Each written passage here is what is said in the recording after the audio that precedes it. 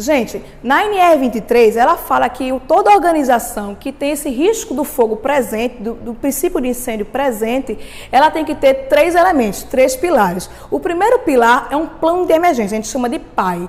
Plano de Ação Emergencial. Então, toda empresa, toda organização, ela tem que ter o PAI. Na verdade, é um procedimento que vai nos dizer o que fazer, como fazer, por que fazer e quem vai fazer. Então, numa situação de um acidente, o que fazer? Uma situação de incêndio, de vazamento de gás, qual é o procedimento que vai ser adotado para eliminar, para controlar esse risco, essa emergência? Esse chama-se PAI, Plano de Ação Emergencial. Em outras organizações, chama-se de PPCE, que é o Plano de Prevenção e Controle de Emergências. O nome varia de organização para organização. O objetivo do plano é saber o que fazer, né? O plano B numa situação de emergência. O segundo pilar, o segundo elemento, é justamente o treinamento das equipes de emergência. Toda organização que tem esse risco presente nas suas atividades, ela precisa ter pessoas treinadas para utilizar os seus equipamentos. A famosa brigada de emergência, que é uma equipe voluntária, que deve ser treinada periodicamente, dentro da norma. Existe uma NBR, que é uma norma técnica brasileira, que é a NBR 14276, 14.276, que fala só da brigada de emergência, que deve ser voluntária, tem que ter aptidão física, mental, né, e aptidão física para poder ser um brigadista, tá certo? E tem que ter a capacitação periódica. E o terceiro elemento para poder a gente fechar esse triângulo do combate ao fogo é justamente ter equipamentos de segurança em bom estado de conservação, tá certo? Revisados periodicamente e que os trabalhadores que vão utilizá-los saibam utilizar. Que tipo de equipamentos que devem ter? Por exemplo, os extintores. Os extintores são muito famosos, né? Mas ainda existe muita dúvida na utilização desse extintor, tá certo? Que é justamente isso aqui, esse extintor, por exemplo, se você não souber utilizar, ele pode ser usado como uma arma contra você. Inclusive, levar você até um óbito, né? Um acidente muito grave se você não souber utilizar. Por exemplo, a água utilizada em eletricidade, quando o circuito está energizado, é crítico e pode levar até a morte do operador. Por exemplo, o pó utilizado numa situação de combate com a água também não é válido. Por quê? Você vai gastar o agente extintor e não vai ter um combate eficiente. E o CO2? O CO2, por exemplo, ele é asfixiante. O que é um gás asfixiante? É aquele que desloca oxigênio. Então, se ele for utilizado numa área onde eu tenho um ambiente fechado, confinado com pessoas, eu posso ter o óbito daquelas pessoas. Ou elas passarem mal por falta de oxigenação. Então, todas essas regras de segurança é preciso ser sabidas para poder a gente ter um combate seguro e eficiente. Nós temos as 4 classes do fogo. Classe A são os materiais sólidos, são os materiais que queimam tanto em superfície, na parte superior, como queimam também em profundidade. Por exemplo, o papel. O papel é um material classe A, é um sólido que queima tanto em superfície como em profundidade. Já percebeu que quando o papel queima, ele deixa cinzas? Pois é, todo o material da classe A, como borracha, papel, papelão, isopor, tecido, espuma, eles são materiais que queimam em superfície e queimam em profundidade. Essa é a grande característica do material classe A, são os sólidos. A classe B, a gente chama dos líquidos combustíveis inflamáveis e os gases, né? A principal característica desse tipo de material é que ele só queima em superfície. Não sei se você já percebeu, o óleo, ele só queima na parte superior, né? E o óleo fica lá na parte inferior e em cima ele está queimando. A grande característica, ele queima em superfície. A classe C é justamente a nossa classe de trabalho, que é a eletricidade, né? Que a eletricidade, ela é uma excelente fonte de ignição, a gente tem que ter muito cuidado. E a classe D são os metais pirofóricos, são os metais que pegam fogo, como, por exemplo, o alumínio, o zinco, o magnésio. São elementos, a gente pensa que metal não pega fogo, mas metal pega fogo, sim. E esse tipo de metal, quando pega fogo, a gente tem tipo de equipamentos extintores específicos para esse combate, tá certo? Chama classe D. Temos também uma classe E, que não é muito conhecida e não é reconhecida pela NFPA, que é a Associação Americana de Proteção contra o Fogo, tá certo? Que é os materiais nucleares, que a gente sabe que também pega fogo, mas ele não é muito comum. E temos uma classe K. Essa classe K é a gordura. Vocês sabiam que gordura pega fogo? Toda dona de casa sabe, e o dono de casa também.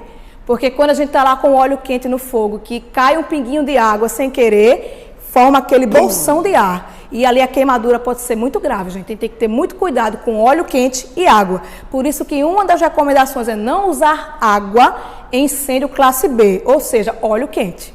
Por quê? Porque a água, quando ela foca lá no incêndio de classe B, no óleo quente, ele vai formar aquele bolsão de ar e você pode ter sérios acidentes, tá certo? Já fica aí a dica para vocês, tá bom? Então, classe A, sólidos que pegam fogo. Classe B, combustíveis e gases. Que tipos de gases? GLP, gás de cozinha, gás liquefeito de petróleo.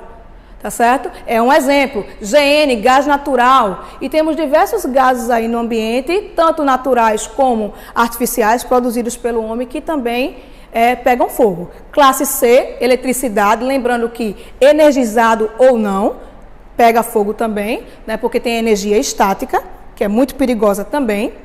Né? Inclusive tem um vídeo aí que tem na internet que ele mostra uma senhora abastecendo um posto de combustível. Você sabe que lá nos Estados Unidos o abastecimento ele é self-service, né? Você vai lá na bomba e você mesmo abastece. O que é que ela faz? Ela coloca a pistola para abastecer, vai no carro e atrita a mão num casaco de lã que ela está. Quando ela pega na pistola, ela incendeia. Ou seja, eu tenho o combustível, tem o comburente, que é o oxigênio do ambiente, e tem a fonte de calor, que é a energia estática, presente nela quando ela fez o atrito com a roupa. Então, para vocês terem ideia, o quanto é perigoso o nosso abastecimento, tá certo? E nós temos a classe E, que não é muito conhecida, que é a classe dos materiais nucleares, tá certo? E agora nós vamos falar dos componentes de um extintor. Mas antes de mais nada, eu preciso fazer uma coisa muito importante na nossa área industrial, gente, que é a retirada dos adornos. O que são adornos? Relógio, aliança, pulseira, brincos. A gente sabe que tanto na área industrial como na área de eletricidade, a gente não pode estar utilizando adornos. Né? Primeiramente porque adorno é metálico, a maioria dos adornos são metálicos e conduz, a gente sabe que metal conduz eletricidade. Em segundo, porque eles podem enganchar, podem pinçar em alguma máquina e a gente tem um acidente muito sério com máquinas e peças em movimento. Então, a primeira coisa que a gente vai fazer é a retirada dos adornos, tá certo? Tirar todos os adornos, cuidado para não perder a aliança, isso é muito importante, né? Porque eu já perdi. Retirar todos os adornos, né? Principalmente os meninos que gostam de se arrumar, né? Ficarem mais estilosos. E as moças, são muitos adornos, viu, gente, para retirar. Então, a gente tira. E a gente vai começar a colocar os EPIs, né? Capacete, tá certo? É importante. Com jugular. Aí você ajusta a sua jugular.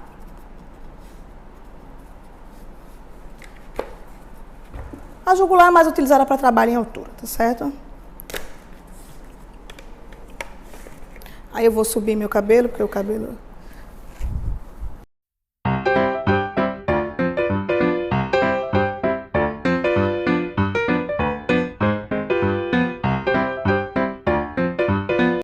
Protetor auricular, gente, esse aqui é um protetor tipo abafador, tá certo? Tipo concha.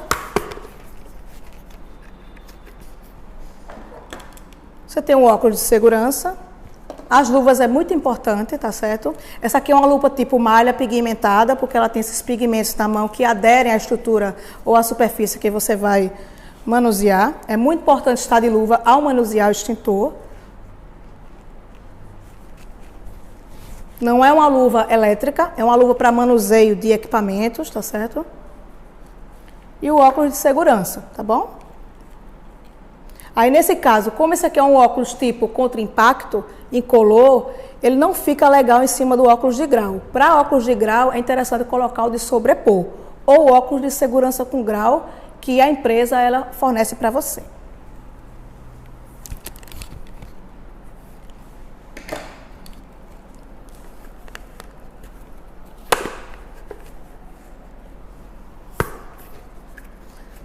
Estou pronta para manusear o extintor. Vamos conhecer a estrutura do extintor? Esse aqui é um cilindro pressurizado, tá certo? Chamado corpo do cilindro, tá bom? Que tem um rótulo. Aqui nós chamamos de gatilho, gatilho de acionamento. Aqui nós chamamos de mangote. Nós temos aqui um mangote ou mangotinho. Aqui nós temos o bico do cilindro, do extintor, tá bom? Nós temos aqui um pino de segurança, que eu vou mostrar para que serve. Nós temos o lacre de segurança do extintor, nós temos o manômetro, que é um medidor de pressão, para indicar a pressão interna do cilindro, tá bom? Aqui nós temos um suporte de piso, ou seja, se o extintor estiver localizado no piso, alocado no piso, ele tem que estar no suporte. Nunca pode estar diretamente no piso, porque tem o risco de tombamento e também tem o risco de você danificar o extintor. Nós temos aqui a placa do extintor, né? Vocês podem ver que essa aqui é uma plaquinha do extintor, classe A, que é água, tá bom? Materiais sólidos, como eu falei, tá certo? Nós temos aqui o rótulo do extintor. O rótulo é autoexplicativo, então ele nos diz que tipo de carga eu tenho aqui, quantos quilos eu tenho nesse extintor e a forma de manuseio do mesmo, tá bom? Inclusive, nós temos aqui um lembrete muito importante, não usem eletricidade. Por quê? Esse aqui é um extintor classe A, água. Ele serve para combater por resfriamento. Então, não posso utilizar água em eletricidade porque a água conduz eletricidade. E aí nós temos o risco de ter um acidente muito grave, muito sério. Tá certo, gente? Então, esses são os componentes de um extintor. Tá bom? Vamos entender para que serve cada um. O manômetro. O manômetro, não sei se dá para observar. Aqui você tem um ponteirozinho amarelinho que sempre deve estar no verde. Por que no verde? O verde indica que o extintor ele está o quê? Pressurizado. O que é o extintor pressurizado? É o extintor que a carga que está aqui dentro, que é água, ela tem que estar sob pressão. Para quando eu aplicar o jato, eu ter alcance nesse jato. Tá certo? Então, sempre esse ponteirozinho tem que estar no amarelo. Perdão, o ponteirozinho amarelo tem que estar no verde. Se ele estiver no vermelho, indica que o extintor está despressurizado e ele não serve para uso. Eu tenho que mandar imediatamente para recarga, tá bom? Então, o que é que eu sempre vou observar, eletrotécnicos, se o ponteirozinho amarelo está na posição verde. Se estiver o ponteirozinho no vermelho, não utilize esse extintor. Corra, vá para um mais próximo que esteja com o ponteirozinho no verde. A segunda coisa que eu tenho que observar, o bico. O que é que esse bico indica para a gente? Esse bico, por exemplo, eu vou ensinar um macete, uma dica muito importante para vocês. O bico. Estou no escuro, faltou energia. Eu não sei que tipo de extintor tem lá porque eu não estou vendo a placa, eu não estou vendo o rótulo. Existe uma forma muito legal da gente identificar. Veja o que eu vou fazer. Que barulho vocês ouvem aqui? Barulho de tonel. Então, se eu lembro tonel, eu lembro água. Então, sempre que eu bater no extintor com o bico, estou no escuro, faltou energia, faltou eletricidade, ouço esse barulho de tonel, esse som aberto, indica para mim que eu tenho água aqui dentro. É uma forma de identificar. Outra forma de identificar é esse orifício aqui no bico. Não sei se vocês perceberam, como uma mangueira de jardim, o orifício do bico ele é mais fechado. Depois eu vou mostrar a diferença para o orifício do pó químico. Se ele é mais fechado, indica que precisa sair mais sob pressão. Ou seja, eu tenho aqui dentro água. Orifício mais fechado, água. Barulho de tonel, água. E isso numa situação extrema, onde eu não tenho energia. Mas se eu tiver energia, o que é que eu vou observar? Vou observar a placa, que a placa diz para mim. A placa com fundo branco, gente, sempre vai indicar água, que eu tenho água aqui dentro pressurizada. O próprio rótulo, que é uma forma de identificar o tipo de extintor, inclusive ele diz, ó, foca aqui, por favor, proibido. Proibido. Por que proibido para a classe B? Que já foi dito na aula anterior. Proibido para a classe B por quê? Porque aqui eu tenho um líquido quente e não se aplica água em líquidos quentes. Né? Na classe C, por que é proibido? Porque eu não aplico água em eletricidade. Então, esse extintor ele só serve para a classe A, que são os sólidos combustíveis. Ok? Então, nós temos aqui também o selo do Inmetro, que é muito importante. Né? A empresa que faz a manutenção desse equipamento, ela tem que ser credenciada pelo Inmetro. Então, quando você estiver lá na manutenção dos seus equipamentos, você é eletrotécnico e for contratar uma empresa para poder fazer a manutenção desses equipamentos, só contrata empresas credenciadas pelo Inmetro. Você pode se perguntar, mas Melissa, professora, como é que eu vou saber essa informação? Você pede a licença do Inmetro que essa empresa tem que ter. Então, se ele não tiver a licença do Inmetro, isso indica que a empresa não é credenciada pelo Inmetro. O Inmetro, gente, é o Instituto de Metrologia, que garante que a manutenção daquele extintor vai ser feita da forma que vai te garantir qualidade e segurança naquele equipamento. Lembre-se, isso aqui é um equipamento que está com material pressurizado. E a gente sabe que isso aqui é um torpedo, que é um torpedo pronto para explodir a qualquer momento, como manuseado de forma incorreta, mesmo aqui dentro tendo água. Ok?